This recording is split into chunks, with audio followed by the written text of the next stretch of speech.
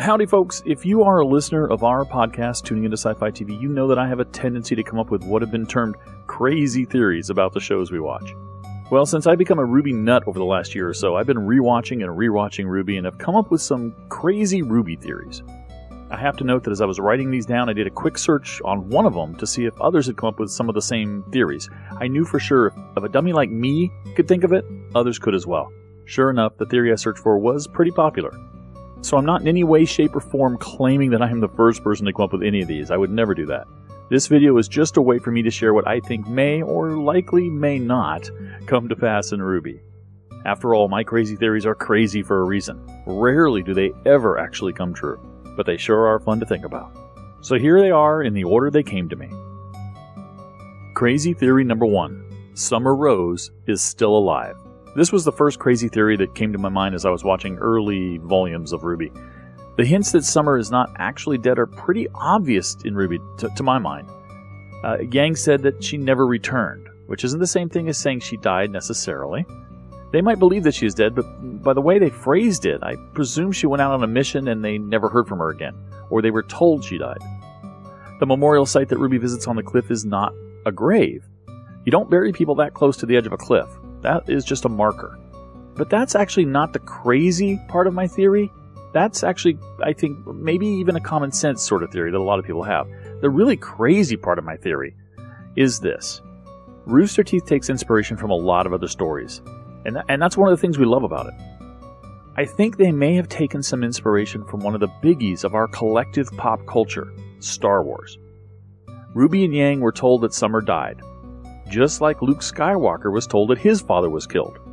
But in the end, his father turned out to be, well, hang on, nearly 40-year-old spoilers here, so be careful, Darth Vader, the big bad. So, here's the crazy theory. I think Summer was killed, in air quotes, in a sense, and exists now as a character we've already met, Salem. I think that like Oscar and Ozpin, Salem also lives on in new bodies.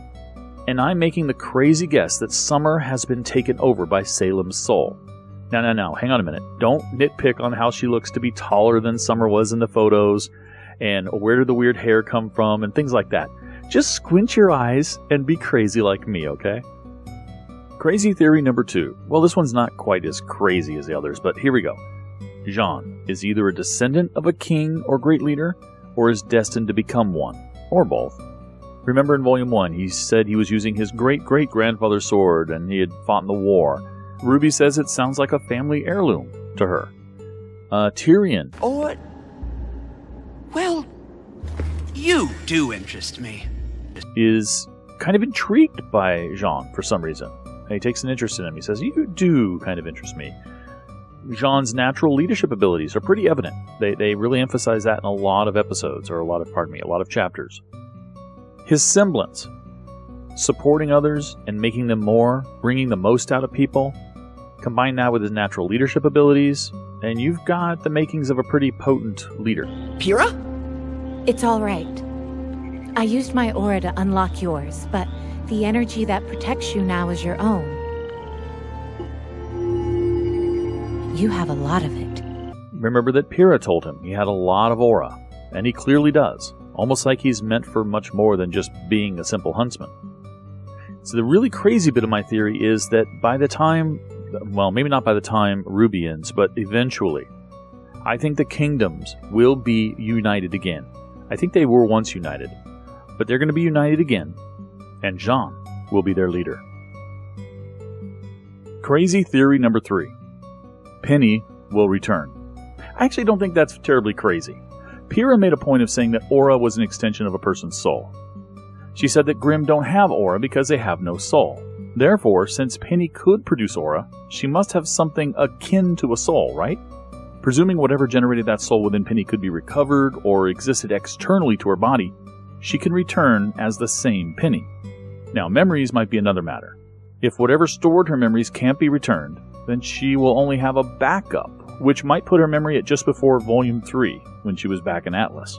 Assuming that her body was just a vessel, and that it wasn't integral to whatever sort of soul she had, she should be back.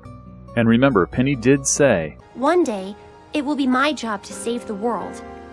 But I still have a lot left to learn. dying may just be one of those lessons. Crazy theory number 4. Crow is Ruby's father, not uncle. Now, this is the one I did a little searching on and found that you guys have been talking about this for a long time. To me, this one's kind of obvious. I mean, this sort of thing happens in the real world, too. Of course, the first things that I thought about were Yang and Ruby don't have the same last name. But then again, I don't know how names are passed down in this world of Remnant. I mean, this is a fictional world, a fantasy world. It could very well be that Yang had initially had her mother's last name, Bronwyn, but because her mother abandoned her, she took her father's. Or maybe where her father comes from, you adopt the father's surname as opposed to the mother's, and where Ruby came from, or Ruby's mother came from. The other way around is the way it happens. The name thing isn't necessarily a giveaway that they are not exactly children of the same father. But you got to take that into consideration, as well as you got to take into consideration the fact that physical traits don't seem to have been inherited by Ruby from Tai Yang at all. It's very possible to mostly look like one parent. Admittedly, she could just look a lot like Summer.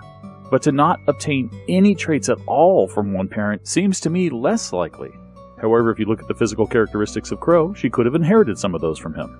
But if you put both of those aside, let's just look at this from a more literary standpoint, and more importantly, from a character standpoint. I could easily see Crow and Summer having Ruby, and Crow deciding after Summer's disappearance, passing, what have you, that he was not fit to raise her. I mean, think about his semblance. Bad luck. People around him. Ruby would be getting sick, injured, all sorts of things if he was to be hanging around her constantly.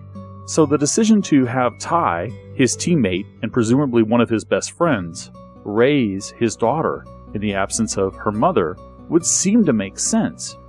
That way Crow could still stay in her life, he would just pretend to be her uncle, and like I said, that sort of thing happens in the real world all the time. There are a lot of examples of somebody who was raised by some parents, and then later on find out they weren't really their parents at all, and that somebody they considered an uncle or an aunt was actually their father or mother. I bring misfortune.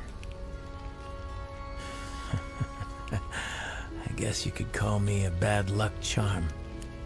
Comes in real handy when I'm fighting an enemy, but it makes it a little hard on friends and family. And if this one does come to pass, keep in mind that doesn't mean Tai Yang is any less Ruby's father. He did raise her. She does love him as a father, and he does love her as a daughter. That wouldn't change. Crazy theory number 5. Pyrrha will return, but in Cinder's mind. Stay with me now. This is my most recent crazy theory after the conclusion of Volume 5. And, by the way, Cinder not being dead, that isn't really a crazy theory. I think it's pretty much common sense. We didn't see her body. I mean, that's the rule, right? Just because she fell and she was frozen doesn't mean she's dead.